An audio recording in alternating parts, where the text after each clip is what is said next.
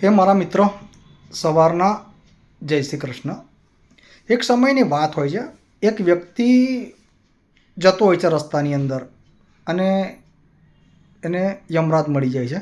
ટૂંકમાં એ વ્યક્તિ હોય છે થોડો દિલદાર, લોકોને મદદ કરતો હોય છે, પણ ભગવાનને બહુ કોસતો હોય છે કે જિંદગીમાં તે મને કશું ના આપ્યું, તે મને સુખ ના આપ્યું, તે મને તકલીફો જ આપ કરી. એમ ભગવાનને મનમાં કુસ્યા કરે, પણ લોકોની મદદ કરતો હોય છે. તો જતો હોય છે તો યમરાજ આવે છે. એ ઓળખી નહીં શકતો કે આ યમરાજ છે. યમરાજ સાદા સ્વરૂપમાં આવે છે અને યમરાજ એને આવે છે, યમરાજ એને મળે છે અને કે મને પાણી પીવડાય એવું કહે છે. એટલે પેલા જોડે પાણીની બોટલ હોય છે, યમરાજને પાણીની બોટલ આપે છે. યમરાજ પાણીની બોટલ પી જાય છે અને એને કહે છે કે હું યમરાજ છું, તારી જોડે 5 મિનિટનો ટાઈમ છે, તારું મૃત્યુ નિશ્ચિત છે, પણ તે મને પાણી પીવડાવ્યું છે તો એટલે આ કિસ્મતની કિતાબ, તારું કિસ્મત બદલી શકે છે તું આની અંદરથી જોઈને, અને 5 મિનિટની અંદર તું તારી આખી લાઈફ સ્ટાઈલ ચેન્જ કરી શકે છે, તારી જિંદગી ચેન્જ કરી શકે છે.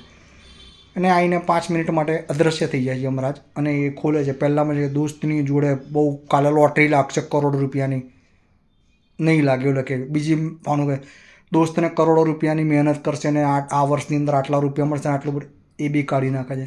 ત્રીજું ફાન ખોલે છે. દોસ્તની હેલ્થ બહુ સરસ થઈ જશે, દોસ્તની ઉંમર આટલા વર્ષની છે, આમ છે.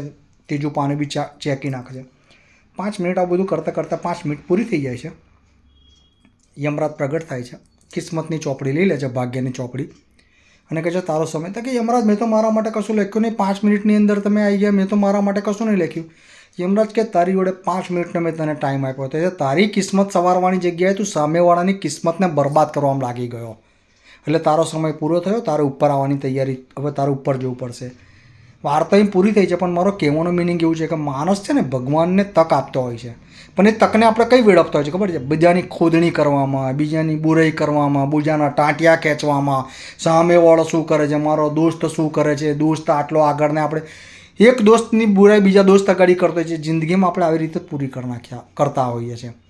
એટલે કોઈની ટીકા ટિપ્પણી કર્યા વગર જ્યારે તમારા જોડે સમય, તમારું તકદીર જો તમારી બારણું ખખડાવતું હોય ને, તો પોતાના માટે પોતાના પેનથી પોતાની તકદીર લખો. આટલું કહીને હું મારો શોર્ટ પૂર્ણ વિરામ કરું છું. મારો શોર્ટ ગમ્યો હોય તો લાઇક, શેર, સબસ્ક્રાઈબ કરજો. જય શ્રી કૃષ્ણ.